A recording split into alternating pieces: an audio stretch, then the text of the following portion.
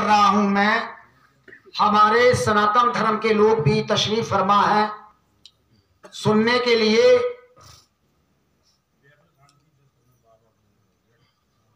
तो अब ये कहा जाए प्रवचन किसे कहते हैं? उर्दू में प्रवचन तकरीर को कहते हैं, और तकरीर को किसे क्या कहते हैं? प्रवचन। हिंदी में अब ये मसला संतों का आता है,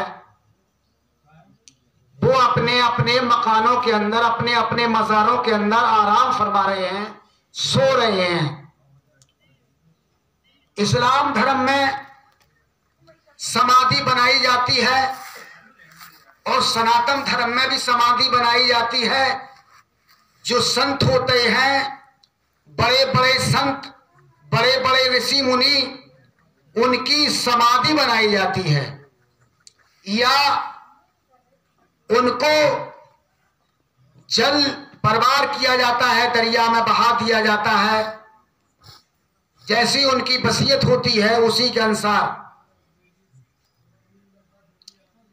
और उस अल्लाह का कोई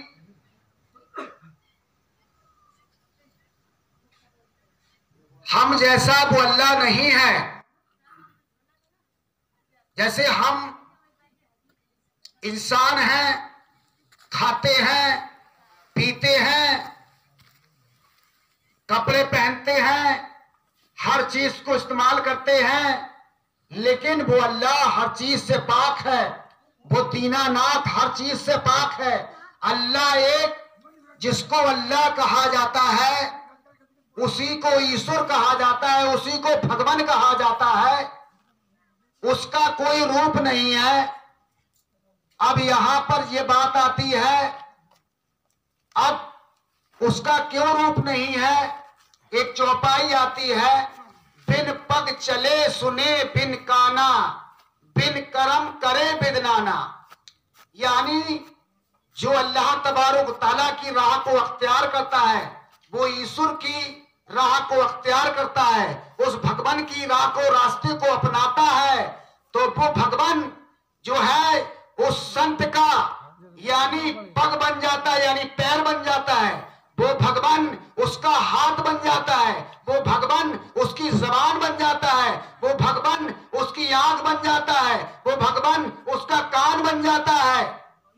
वो पैर का पैर है, जबान की जबान है, कान का कान है, वो आंख का आंख है। ये गीता की बात है। दूसरा अधन है, मैं गीता में दूसरे अधन में बोल रहा हूं। जैसे कुरान मजीद के 30 पारे हैं, इसी तरह गीता के 18 अधन है। अब अगर कोई दूसरे अधन में आया है, अगर कोई वृक्षों की पूजा करता है तो वृक्षों तक रहेगा, यज्ञ की पूजा करता है यज्ञ तक रहेगा, कोई मूर्ति की पूजा करता है मूर्ति तक रहेगा, कोई पत्थर की पूजा करता है पत्थर तक रहेगा। और जो वो भगवान, वो अल्लाह की जाते पाक, वो ये कह रहे, जो मेरा बगैर निशान कहीं पर बैठकर मेरी बंदगी करता है, मेरी इबादत करता है, मेरी रियाजत करता है, मेरा जाप करता है, मेरे तक रहता है। वो भक्त वो अल्लाह तक रहता है, वो ईश्वर तक रहता है। अब जो भूतों की पूजा करता है भूतों तक रहेगा, यज्ञ की पूजा करता है यज्ञ तक रहेगा, वृक्षों की पूजा करता है वृक्षों तक रहेगा, पत्थर की पूजा करता पत्थर तक रहेगा, जो मूर्ति की पूजा करता मूर्ति तक रहेगा। अब ये कहा जाए, अगर गीता के हिसाब से चला जाए तो हम और आप अगर गीता के हिसाब से चलेंगे तो किसी मंदिर के अंदर जाकर हम पूजा नहीं कर सकते हैं गीता के हिसाब से, क्योंकि श्री कृष्ण भगवान ने अपनी भी पूजा नहीं कराई है, क्योंकि वो जाप किया करते थे, उस मालिक का भजन किया करते थे। और आप अवतारी हैं। अब ये कहा जाए अवतारी किसे कहा जाता, पैगंबर किसे कहा जाता है?